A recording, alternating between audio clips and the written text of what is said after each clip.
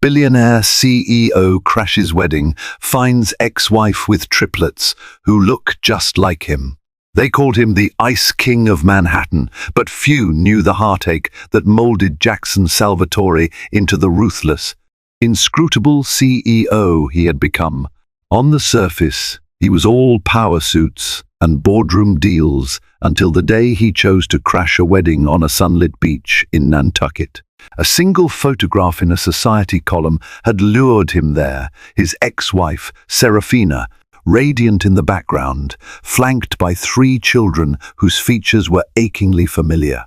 Determined to learn the truth, whether those mischievous smiles and storm-grey eyes were reflections of his own, Jackson braced himself for the most unpredictable day of his life. Jackson Salvatore grew up in upstate New York, the son of a mill worker and a mother who did laundry for the neighborhood to help make ends meet. From an early age, he witnessed how a lack of money could turn daily life into a struggle.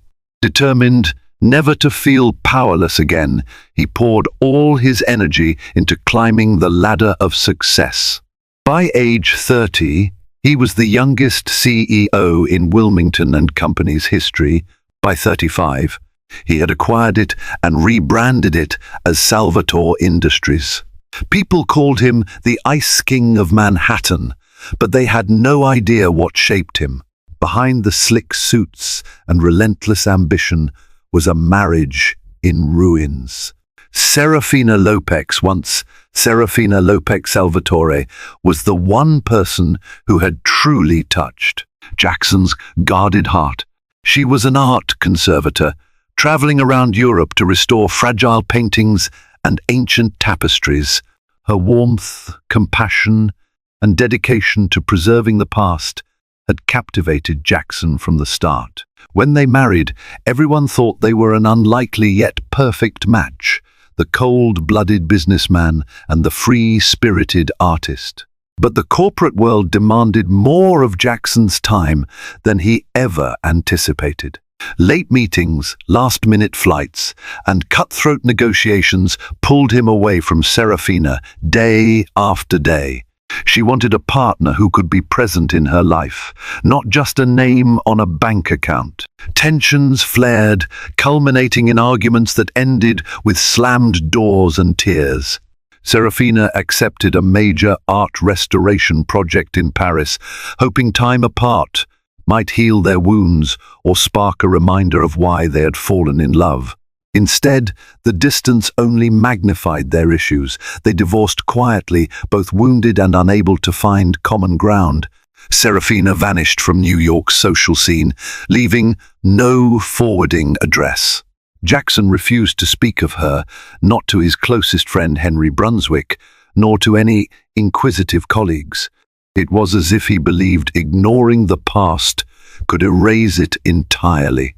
Then, on a crisp morning, Jackson received an unexpected email from Dr. Vanessa Caldwell, an arts patron he sometimes supported financially. Attached was a photograph taken at a wedding in Nantucket. Near the edge of the frame stood Serafina, wearing a summery dress, with 3 children who looked uncannily like Jackson himself, same dark hair, same stormy grey eyes. They appeared no older than 3 or 4, giggling around her with obvious affection.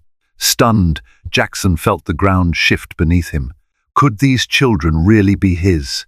He stared at their smiles, comparing them to old memories of himself as a child. Curiosity and panic warred in his mind. If Serafina had hidden them from him, it would be the ultimate betrayal, but maybe there was more to the story. Without hesitation, Jackson booked a flight to Nantucket, determined to find the truth. Once in Nantucket, he leveraged his extensive connections to secure an invitation to the very wedding where the photograph had been taken. It was the wedding of Amandine Barrows, a young philanthropist who traveled in art circles and had hired Serafina as a conservator. Jackson arrived under the guise of supporting Amandine's charitable cause. An acquaintance, the event planner Charles Michel, discreetly provided him with a pass to the ceremony. That afternoon, seated near the back of a flower-strewn aisle, Jackson's gaze locked on Serafina. She stood beside 3 lively children, each holding a basket of petals. His breath caught in his chest as he noted the resemblance, those unmistakable Salvatore features. He recalled every painful argument, every missed phone call, and the day she had finally walked out.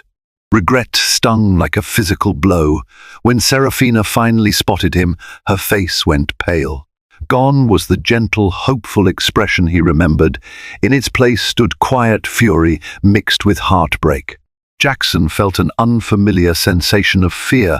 All his wealth and power meant nothing in this moment.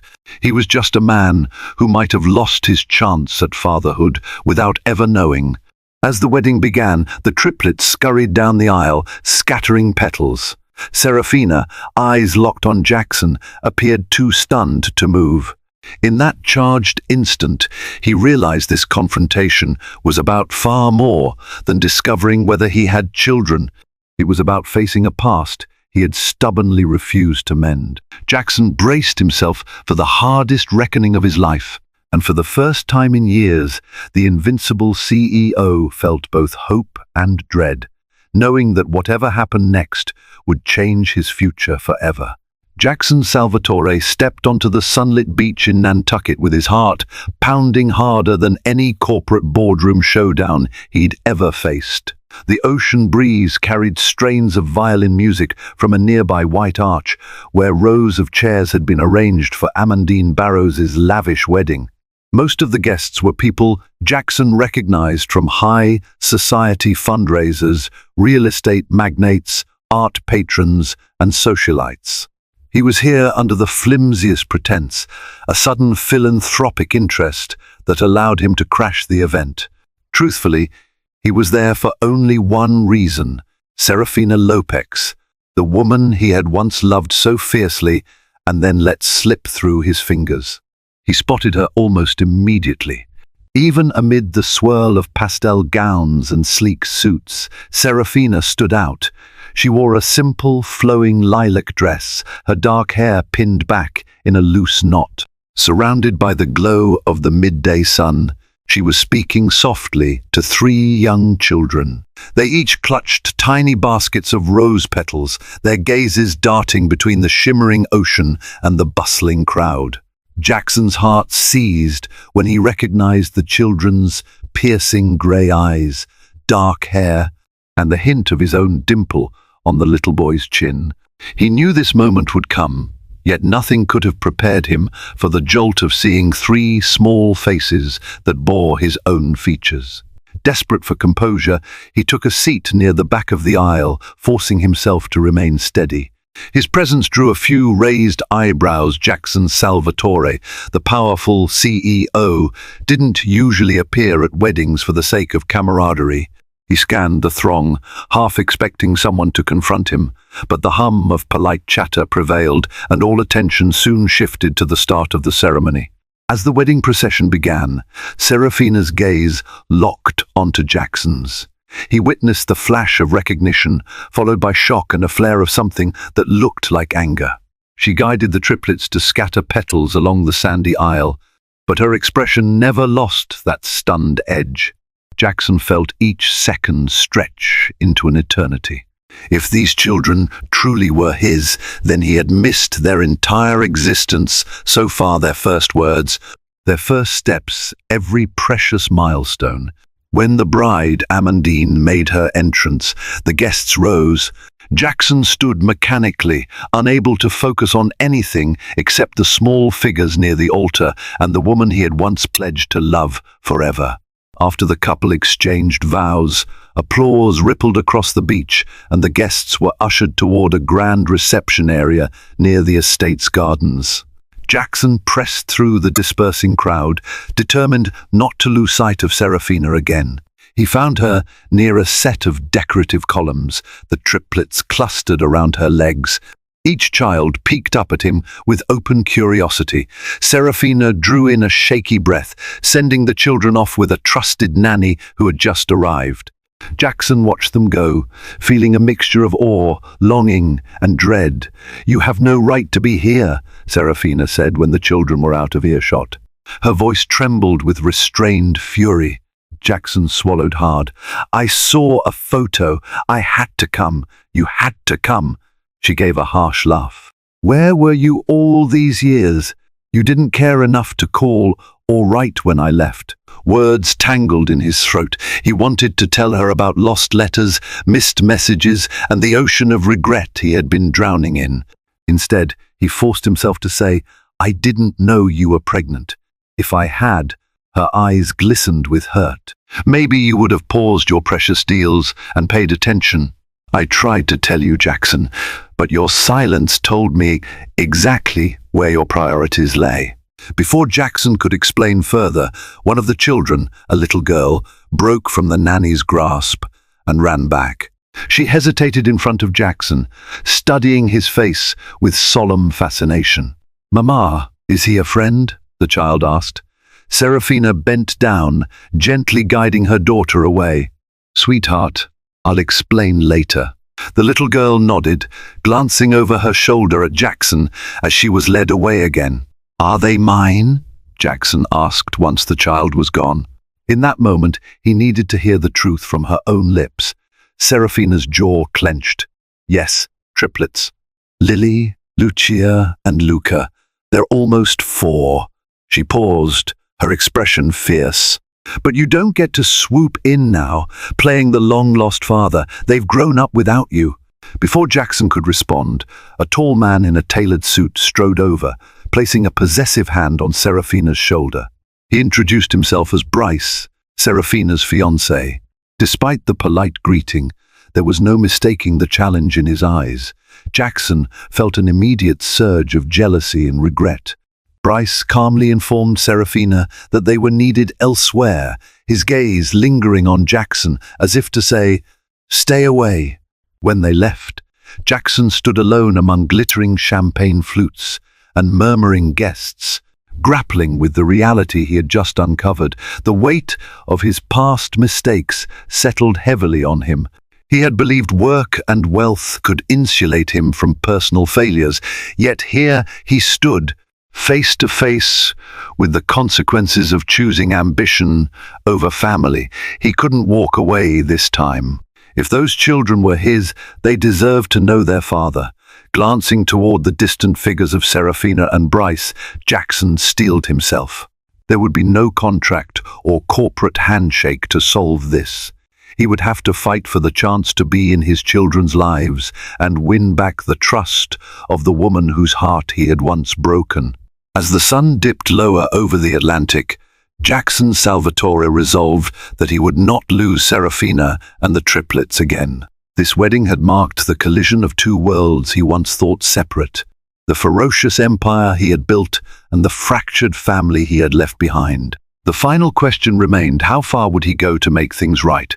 After the brutal encounter with Serafina, Jackson slipped out to the estate's sprawling gardens.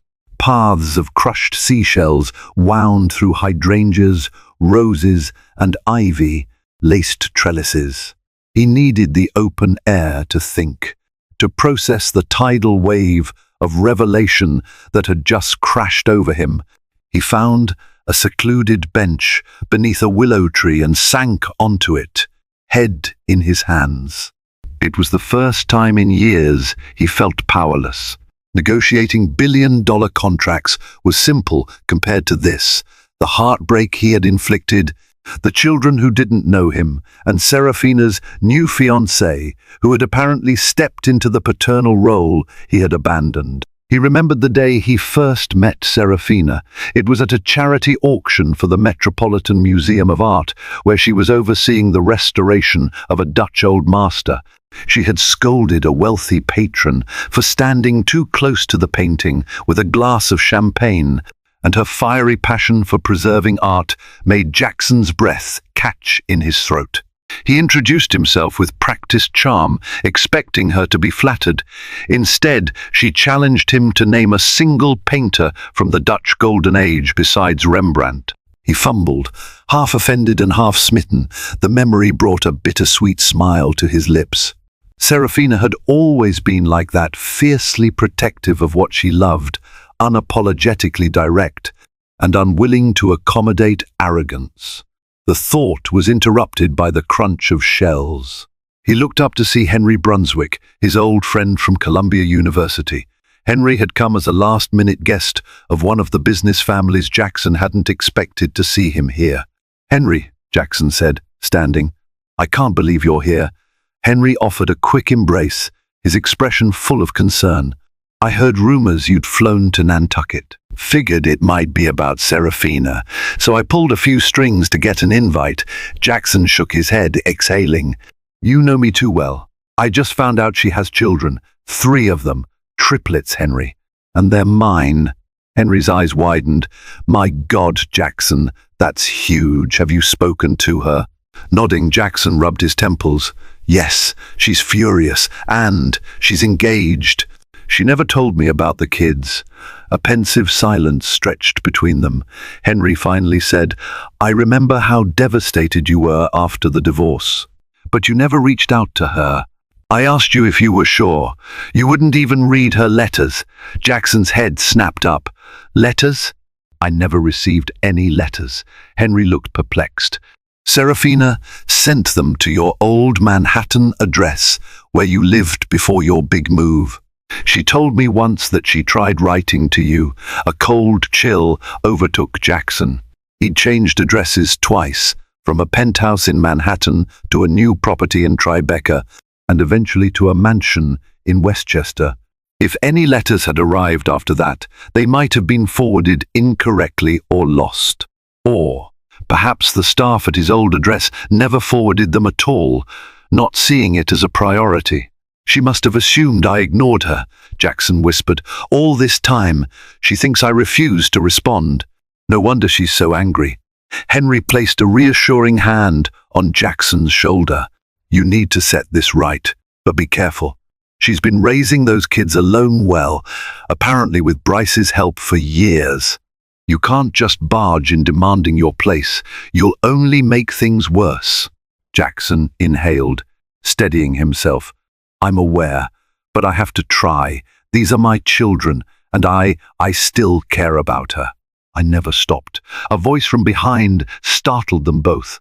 "What a touching scene," it said, laced with sarcasm. They turned to see Bryce, the fiancé, leaning casually against a twisted tree trunk. "Sorry to interrupt, but the wedding reception is about to start, and Serafina is wondering if you're planning on making another grand appearance." Jackson bristled at Bryce's tone. "You've got a lot of nerve," he said, stepping closer. "Serafina and I have unfinished business." Bryce raised an eyebrow. "I'm aware, but that was 4 years ago, Salvatore. She doesn't need your brand of heartbreak again. So let me make this perfectly clear. We're a family now, and you're not part of it." Henry discreetly placed himself between the two men, sensing the hostility crackling in the air. "Gentlemen, this isn't the time or place." Bryce adjusted his cuffs with an air of arrogant calm. "You've surprised Serafina enough for one day. The children are confused, and you're only making things harder." A flare of indignation surged in Jackson. He recognized Bryce's type: confident, well-off, and overprotective. Maybe Bryce truly cared for Serafina, or maybe he liked the idea of being the hero in her life. Either way, Jackson couldn't stand the thought of losing the chance to know his children. "Everything about this is my responsibility," Jackson said, voice taut. "I intend to see it through." Bryce responded with a frosty smirk. "Then be prepared for a fight." And with that, he turned and walked away, leaving the air charged with unresolved tension. Henry glanced at Jackson, worry etched on his face. "You sure about this? This won't be easy." Jackson clenched his jaw. "I'm certain. For once in my life, I need to be more than just a CEO chasing success. I need to be a father. I need to try to repair what's left with Serafina, even if it's just co-parenting." Henry nodded solemnly. "Then let's do it right. No dramatic scenes. No confrontations in front of the kids. Talk to Serafina privately. Apologize. Explain. See if she'll let you in." Jackson agreed, grateful for Henry's level-headed advice. Before they returned to the reception, Henry also warned him that he'd overheard some guests gossiping about a rumored business merger involving Bryce's family and a competitor to Salvatore Industries, a competitor named Harrington and Fraser. If that was true, Bryce's hostility toward Jackson might run deeper than personal jealousy. It might be business too. The revelation stirred a fresh wave of anxiety. Could Bryce be in league with the very company Jackson was gearing up to face in a high-stakes takeover? If so, the conflict between them extended beyond Serafina and the children. Back at the estate, the wedding reception had kicked into full swing. A decadent buffet lined one side of a large marquee tent, while an elegant dance floor occupied the center. The newlyweds were taking their first dance under shimmering chandeliers. Guests mingled, congratulating the bride and groom between sips of champagne. Jackson kept to the fringes, nursing a drink he hardly tasted. He noticed Serafina across the room, laughing politely at something the bride's mother said. Her eyes carried a shadow of sadness, a reflection of the conversation they'd just had. The children were with a nanny, a cheerful woman who guided them around the dessert table. At one point, Lily toddled away from the nanny, heading straight toward Jackson. His heart stopped. He felt paralyzed as she approached, her wide grey eyes filled with unabashed curiosity. "Hi," she said, tilting her head. "You're the man from the pictures in Mama's box?" Jackson knelt, feeling an ache in his chest. "Pictures?" Lily nodded. "Mama has a box with letters and photos. We're not opposed to touch it, but sometimes I look at it. You look like the man in the photos." His voice trembled. "Yes, that's me. I'm Jackson. We used to know each other." She blinked. "Are you a prince?" Despite the gravity of the moment, he couldn't help a small smile. "No, not exactly." She seemed disappointed. "But your clothes look fancy." He laughed softly. It was the first moment of genuine warmth he'd felt in months. "Well, just because you're not a prince doesn't mean you can't dress up nice." Lily stared at him thoughtfully, then asked, "Will you be at our house later?" He swallowed hard, unsure how to answer. "I'm not sure." Serafina appeared suddenly, scooping Lily up in her arms. She offered Jackson an apologetic yet stern look. "Sorry, kids, they wander." Jackson nodded, rising to his feet. He could see the swirl of emotion in Serafina's eyes, but she quickly redirected Lily back to the nanny. Once Lily was safely occupied again, Serafina turned back to Jackson. "Don't give them false hope," she said quietly. "Don't make promises you won't keep." He inhaled, fighting the urge to defend himself. "Can we at least talk somewhere private before I leave Nantucket?" She hesitated, clearly torn. "Bryce won't like it." Jackson's tone turned earnest. "This isn't about Bryce. It's about us, about the children.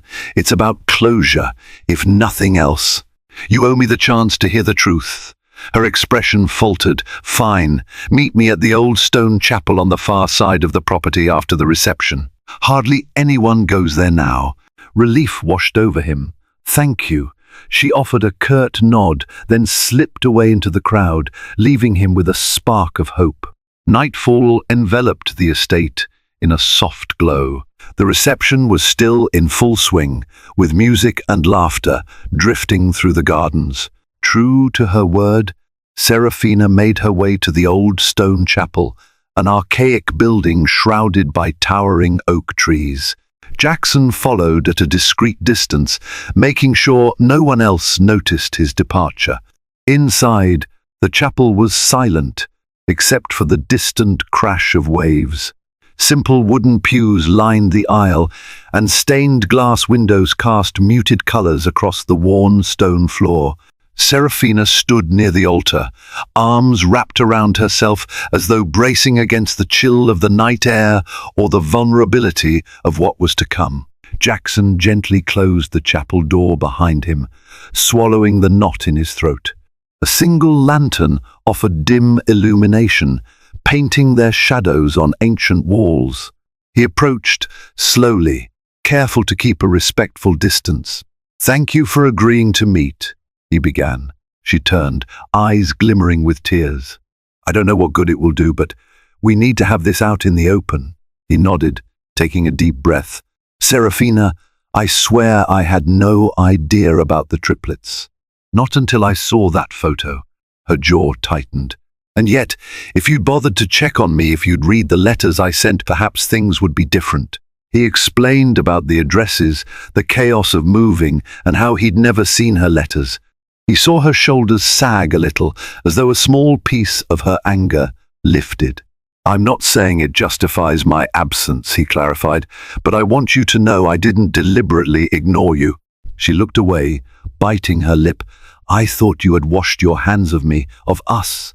I was pregnant, alone in a foreign country when I found out, and you were nowhere to be found." The stark image pained Jackson. "The first so sorry," he whispered.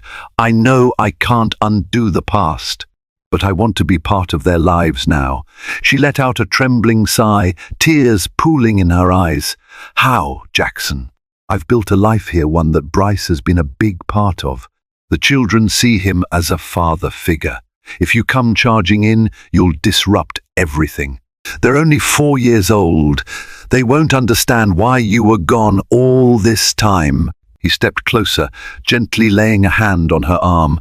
"We can explain it slowly. I'm not here to rip them away or sabotage you. I just want to know them, and I want to help in any way I can." She stared at his hand for a moment, then allowed it to rest there without pulling away. Emotions warred within her, old love, deep hurt, protective maternal instincts, and perhaps a flicker of lingering affection. "I never stopped loving you," she finally said, voice breaking. "But you pushed me away, your work, your deals, your walls. I tried to make you see that I didn't need all your money or power. I needed you." Jackson's eyes flooded with tears. He was not a man accustomed to crying, but the pain in her voice shattered him. "I know. I see that now. I was a fool, Serafina." A single tear traced down her cheek. "I had to move on, for my sanity and for the kids. Bryce was kind. He supported me when no one else would. But I need to be honest. I don't love him the same way I loved you. He knows that, yet he's been patient." Jackson swallowed hard. "Are you still planning to marry him?" She looked torn. "I don't know. He's good to me, to the kids. He's stable, dependable. But now that you've shown up, everything is so complicated." Jackson hesitated, the next words pushing past the lump in his throat. "If you'll allow me, I'd like to get to know our children. Even if you end up marrying Bryce, I want to be part of their lives. I want to make up for lost time." A tense silence settled as she considered. Finally, she nodded, tears spilling freely. "All right, but we have to go slowly. And if you hurt them, even inadvertently, I'll never forgive you." He nodded, heart pounding with relief and fear. "I understand." They stood there for a moment, the weight of shared pain and tenuous hope hanging between them. He dared to gently brush a tear from her cheek, and she let him, her eyes closing at the contact. Time seemed to stand still, as if the old chapel walls were holding its breath, waiting to see if they could mend what had been broken. Suddenly, the chapel door creaked open. Bryce entered, face hard as stone. "What's going on here?" he demanded, his voice echoing through the hallowed space. Serafina pulled away from Jackson. "Bryce, please. We were just talking." Bryce's eyes flicked to Jackson's hand on her arm, then back to her. "You really think you can just pick up where you left off, Salvatore? Serafina and the kids are my family now. I don't want you confusing them." Jackson squared his shoulders, struggling to remain calm. "I'm not here to confuse anyone. I only want to be present in my children's lives." Bryce scoffed. "You think you can buy your way back into this family? You might be some high-powered CEO, but money can't fix everything." Before Jackson could reply, Serafina stepped between them. "Stop it, both of you. I'm so tired of men fighting over me and the children as if we're trophies." She aimed a steely glare at Bryce. "You knew I was never fully over Jackson, yet you insisted I forget him." Well, now he's here. He's the father of my kids. I can't pretend otherwise. Bryce's face twisted with hurt and anger. I love you, Serafina. I've been there for you. Don't throw that away just because he showed up. She shook her head, tears in her voice.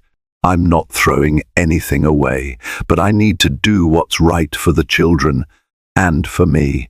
The tension in the chapel was as thick as the damp night air. Bryce looked ready to argue further, but a sudden ring cut through the silence. His cell phone. He glanced at the caller ID, cursed under his breath, and stepped aside to answer. In that brief pause, Serafina met Jackson's gaze, her face anguished. This is exactly what I was afraid of. Jackson gently touched her hand.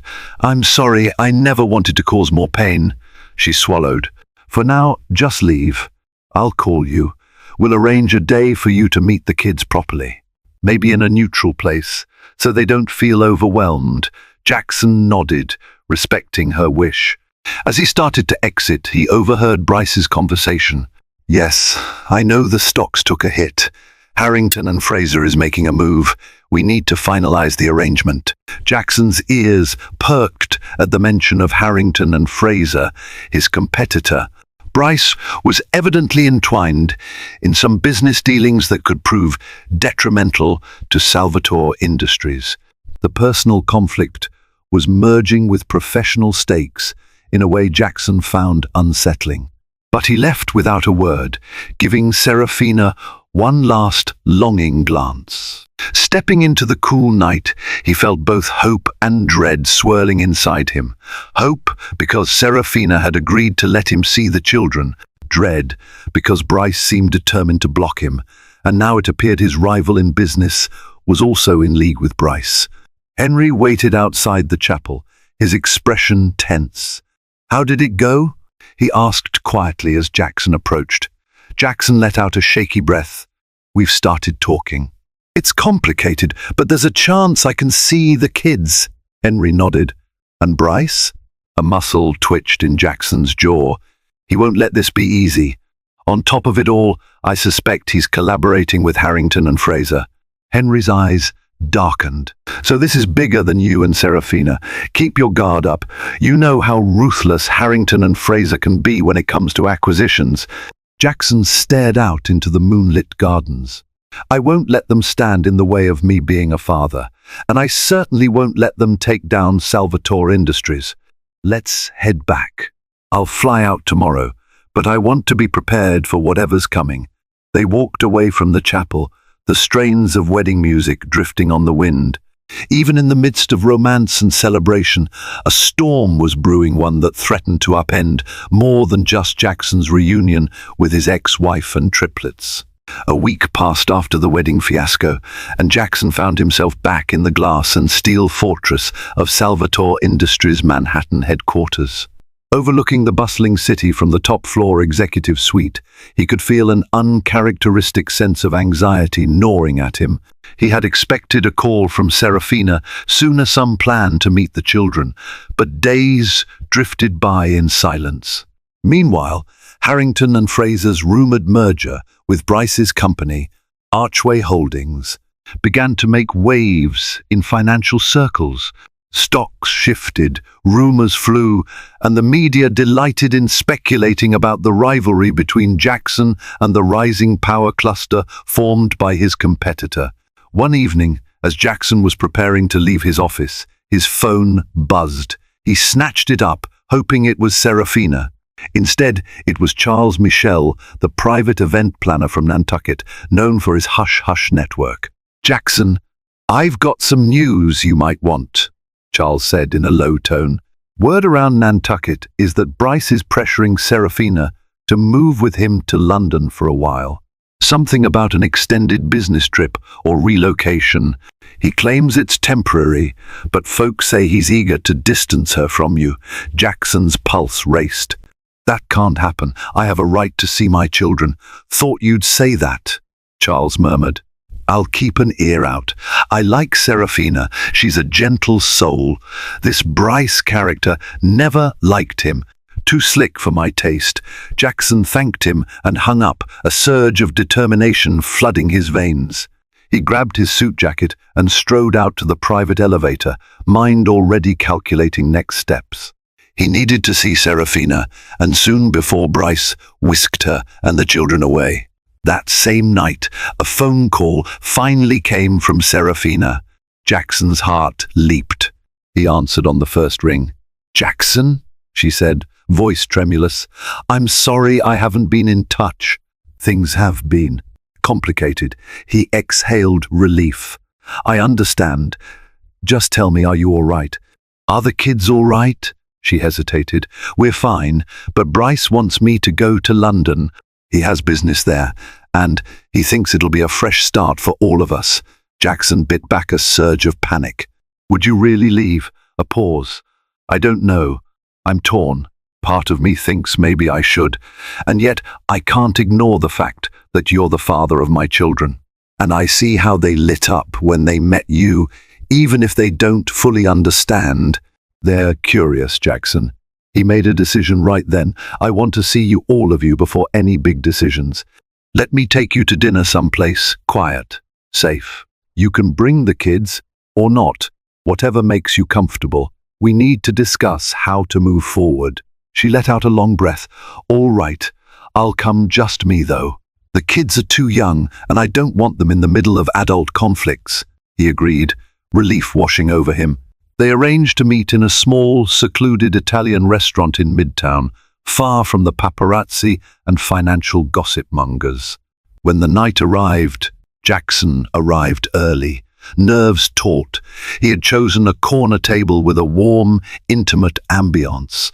Votive candles flickered on the tablecloth, and a discreet violinist played in the background. Serafina entered wearing a simple black dress, her hair pulled back in a loose chignon. She looked tense, but resolute. Jackson stood to greet her, gently pulling out her chair. For a moment, they simply stared at each other, memories rushing in. "Thanks for meeting me," he said softly once they were seated. She folded her hands on the table, a fragile calm in her gaze. "I figured we needed to talk without Bryce hovering."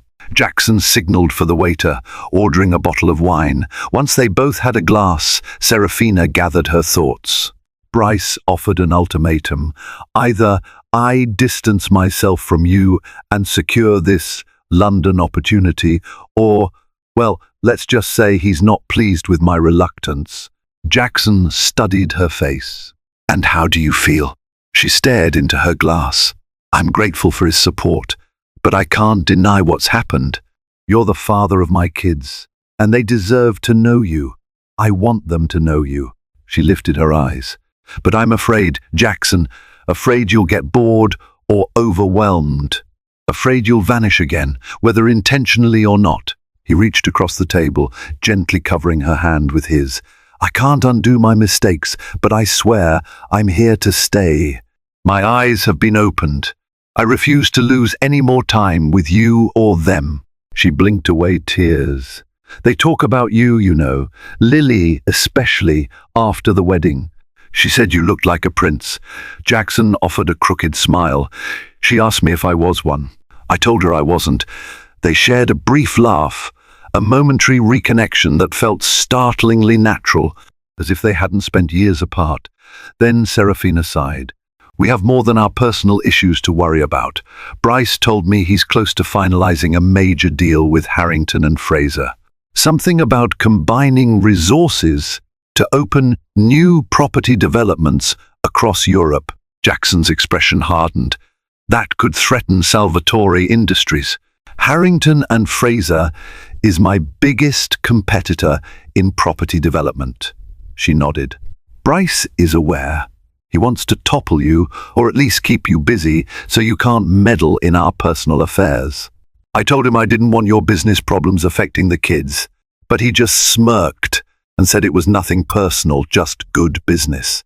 Jackson's blood simmered with anger. "He's using you and the children as leverage, whether he says so or not." Her eyes dimmed with sadness. "Yes, and I hate it, but I'm stuck. I've relied on Bryce financially for so long. Raising 3 children isn't cheap, and I've only returned to part-time work in art restoration." Jackson straightened, determination in his voice. "You won't have to worry about finances. Let me help. Let me take care of you all." She shook her head. "I won't be your charity case, Jackson. I want to stand on my own. That's why I never tried to chase you for child support. I was hurt, but I'm not a gold digger." He reached for her hand again, more gently this time. "I know. But you shouldn't have to struggle or rely on a man who's blackmailing you emotionally. Think of it as me fulfilling my responsibility toward my children. That's what any father should do." She took a moment, tears glistening. "All right," she said quietly, "but promise me you won't use this as a way to buy the children's affection." "Never," Jackson vowed. "I just want to ensure they have what they need and that you have the freedom to make choices for yourself." Serafina inhaled, seeming lighter, as if a weight had lifted from her shoulders. "All right," she repeated. "Let's try to handle this together." They spent the rest of dinner discussing practical steps. Serafina was hesitant about confronting Bryce directly. She worried about his reaction, especially since he was used to being in control. Jackson proposed hiring an attorney to negotiate custody arrangements, but Serafina insisted on trying a gentler approach first. As the plates were cleared away, Jackson realized their hands were still entwined on the table. Neither had pulled away. A soft current of old tenderness drifted between them, like an echo of the love they once shared. Before leaving, Jackson escorted Serafina to a waiting car. Standing on the curb, the city lights danced around them. He lowered his voice, a hush of vulnerability creeping in. "I still love you, Serafina. I know it's too soon, but maybe one day we can find our way back to each other." She bit her lip, tears threatening. "I loved you once, beyond measure. I'm not sure how to navigate that now. But let's focus on the children first. If we can build trust there, who knows what might happen down the line?" He nodded, filled with cautious hope. Gently, he leaned down and placed a soft kiss on her forehead, a gesture of apology and affection. She closed her eyes, allowing it, before stepping into the car. As she drove away, Jackson stood in the neon glow of Manhattan, heart brimming with conflicting emotions. He knew a battle lay ahead, both for his children and for his business. But for the first time in years, he felt a sense of purpose that transcended profits and success. Over the following weeks, Jackson and Serafina worked cautiously together to introduce him to the Triplets in a safe, welcoming environment. They chose a neutral space, a children's museum in downtown Manhattan, full of interactive exhibits and colorful play areas. The moment Luca, Lily, and Lucia saw Jackson waiting by the entrance, they squealed with delight, running up to him without hesitation. With Serafina's gentle encouragement, they took Jackson's hands, pulling him toward a giant dinosaur skeleton exhibit.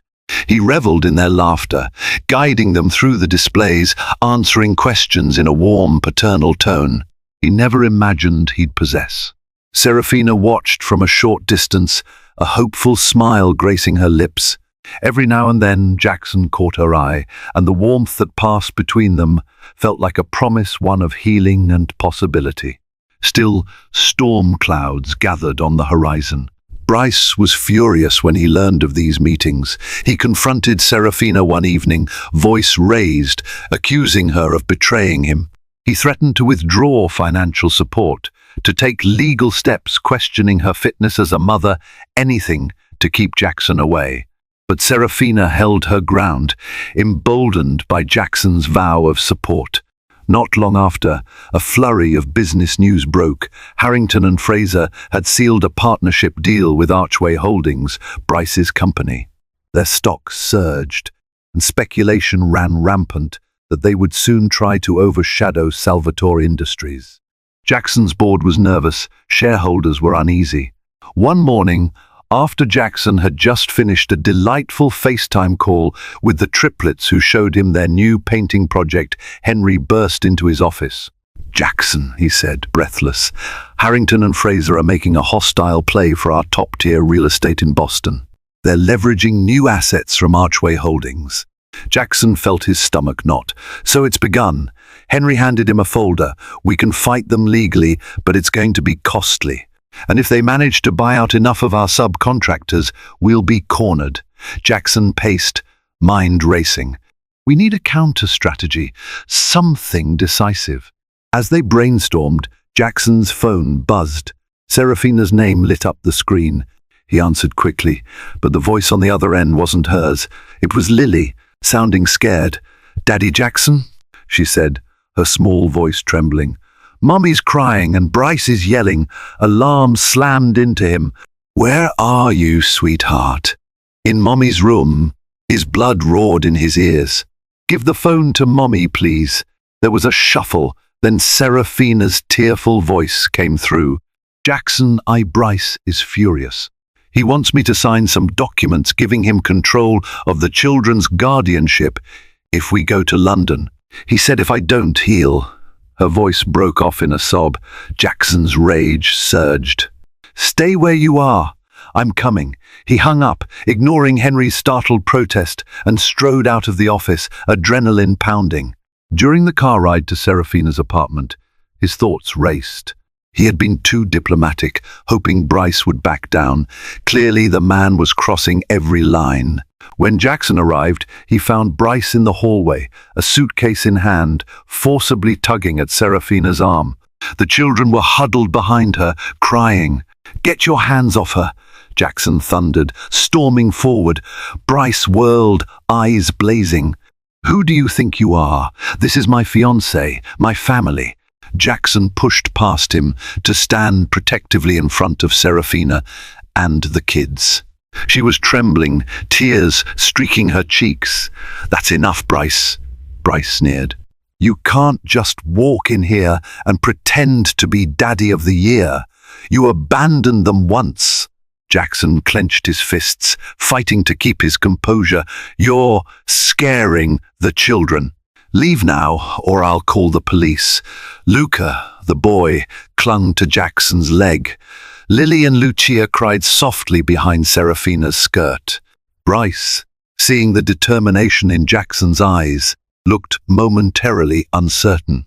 "You haven't won," Bryce spat. "I'll fight you in court, in business, anywhere. You won't take them from me." Serafina found her voice. "I was never yours to own, Bryce, and neither are my children. Consider us finished." Bryce's face contorted in fury, but he sensed he was outnumbered physically and emotionally. With a final, vitriolic glare, he stormed out, slamming the door behind him. In the aftermath, Serafina collapsed to her knees, sobbing. Jackson gathered her in his arms, the children swarming around them. A tangled mass of heartbreak and relief filled the small hallway. In the days that followed, Bryce unleashed his wrath through business channels. He convinced Harrington and Fraser to accelerate their hostile tactics, aiming to cripple Salvatore Industries.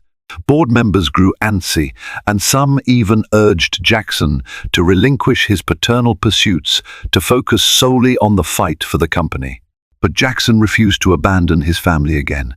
He balanced crisis meetings with moments of peace, reading bedtime stories to the triplets, helping them color pictures, offering Serafina a steady presence. She moved into a secure suite in Jackson's Westchester mansion, temporarily away from Bryce's influence. As the final blow approached, Harrington and Fraser, planning to buy out a crucial piece of property that would block Salvatore Industries' expansion, Jackson revealed a secret weapon, an old alliance with the city council, forged during a philanthropic project that benefited low-income housing. He used that goodwill to secure an urban development contract, effectively cutting off Harrington and Fraser's attempt to corner the market. The plan worked like a masterstroke of chess. Harrington and Fraser lost millions as the city council sided with Salvatore Industries, awarding them exclusive rights to build affordable housing in prime areas.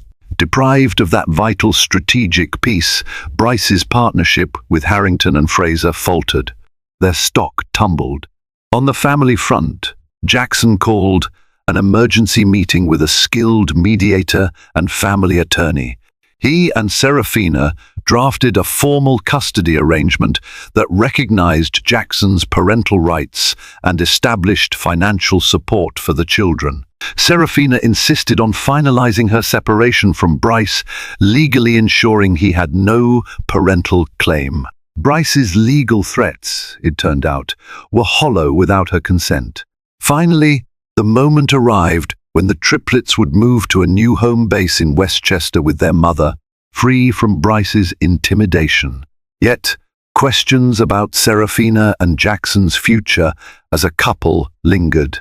On a crisp autumn afternoon, after the boxes were unpacked in Jackson's family-friendly mansion, once a cold, sterile place that now resonated with children's laughter, Jackson and Serafina stepped out onto a balcony overlooking sprawling gardens.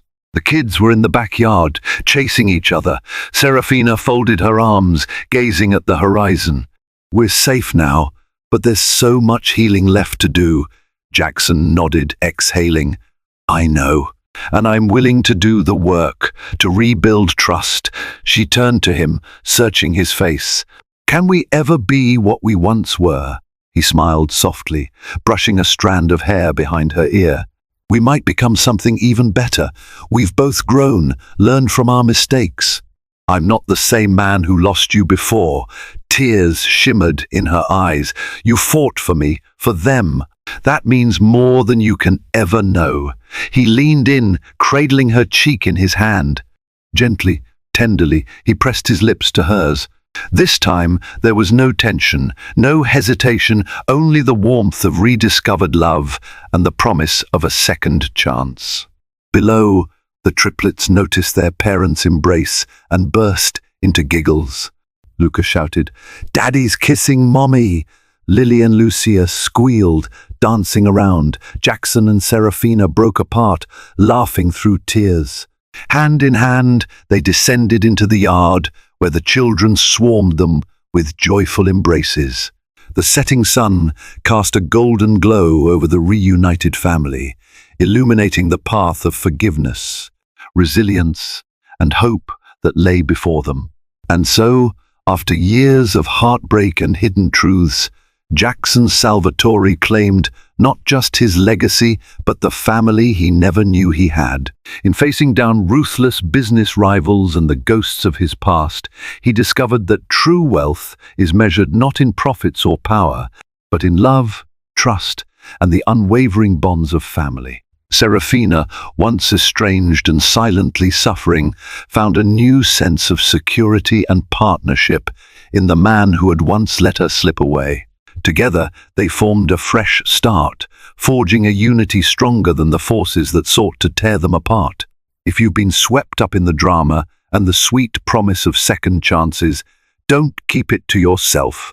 Please like, share, and subscribe to support more heartfelt stories just like this. Join us on the journey where every twist and turn leads to hope, reconciliation, and the enduring power of love.